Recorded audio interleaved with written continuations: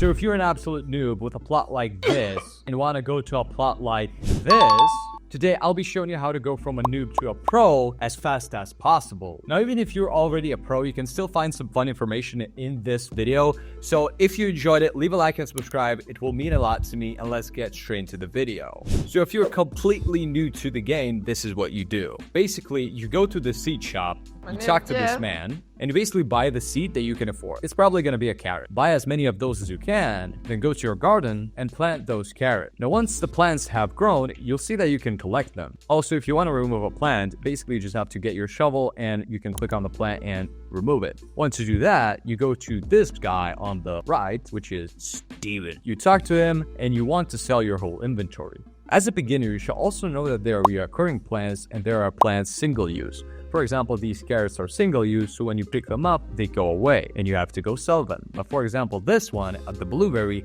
it's basically a recurring plant, so you can harvest it as many times as you want. Basically, that's all there is. In the complete beginning, you just want to basically just try and max out the amounts of plants you have and just keep buying the better plants. Like in the beginning, you mainly just buy plants that you can afford and try to do it as many times as possible. You don't need to go and try to do these $50,000 plants. Like, just stick to the basics until you actually have some money to actually do things. Now, as you can see, there's currently an event happening, which is also a big part of the game. Basically, you could get frozen things or acid rain and so on, which basically is going to increase the plant growth. And for example, if we're going to the right, you can see that this is the frost plus 50% growth speed, hard, chilled, and frozen fruit chance. And these events are really good because basically you can maximize them and do the most possible. So these events also can cause your plants to mutate. You might get a mutated plant, and there's a high chance of happening that on a certain event. For example, on the frozen event, you might get a frost. And that way, it actually multiplies the value of the plant. So really utilize these events because they're actually really good. Mutations don't only happen on events, they can actually happen naturally. For example, just the size of your carrot can actually vary. Okay, so let's say you got some cash, you got some money, you got like 50K upwards, right, 100K by doing some basic stuff. And now you basically want to go get some rare plants like the dragon fruit or the mango. But when you go to the store, you see that these rare plants are actually not in stock. Well, basically, this is a feature of the game that rare plants aren't always in stock. And if you want to make the most money as possible in a short amount of time, then you have to go get a discard bot. Basically, you can join these grower garden groups where they have bots. Those bots notify you when there's a rare fruit available, so you can log into the game and actually purchase one. How do we find this Discord server? I'm not going to link one below. There's definitely a ton of good ones out there. You just go check out a grower garden fruit notifier and you can definitely find one. Like, these Discord servers are actually really good. They won't only notify you about these plants, but actually also notify about gears, pets, and eggs. Like, it's really good. So in these Discord groups, there's actually a notification that you can set for each plant. And basically, here are the top plants that I recommend setting notifications for that will be actually worth your time. First up, set notification for the cocoa seed. Pepper seeds are also really good. Mushrooms are also really good, but they are one-time uses. Grapes, mango, dragon, cactus, and you can also go for like a coconut one.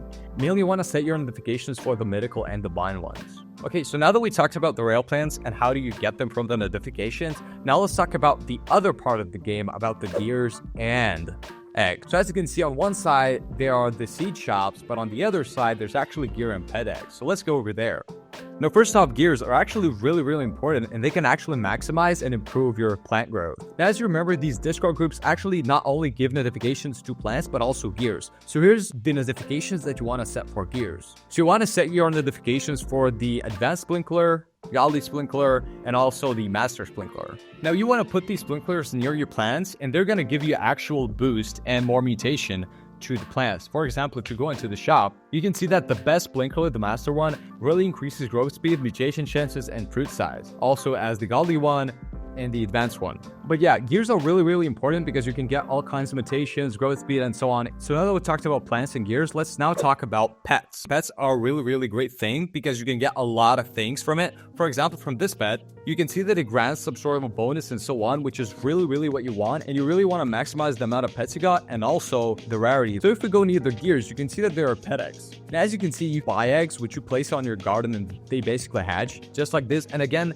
there are notifiers for these things as well. So really really keep an eye out for those. But basically, yeah, pets are really good. You do have to feed them. You basically hatch them, and they give all sorts of bonuses. You can get like speed growth or like XP bonuses. Another thing I want to cover is basically events. As you can see, the next Zen event is in 10 minutes. These events are really good. You can get like some insane pets and plants. It's really good. Definitely completing them if you're even a beginner or advanced. It's super good. This game is pay to win, so you might not win all the time, but they're still really good. I do recommend competing, and hopefully you're gonna get a great pet. And yeah, guys, basically this is it for the tutorial. If you liked it, please leave a like and subscribe. Leave a comment down below of which point in the game are you currently, and if you want to see another tutorial on the game, I have a lot of info to cover. I'll see you in the next video. Peace out.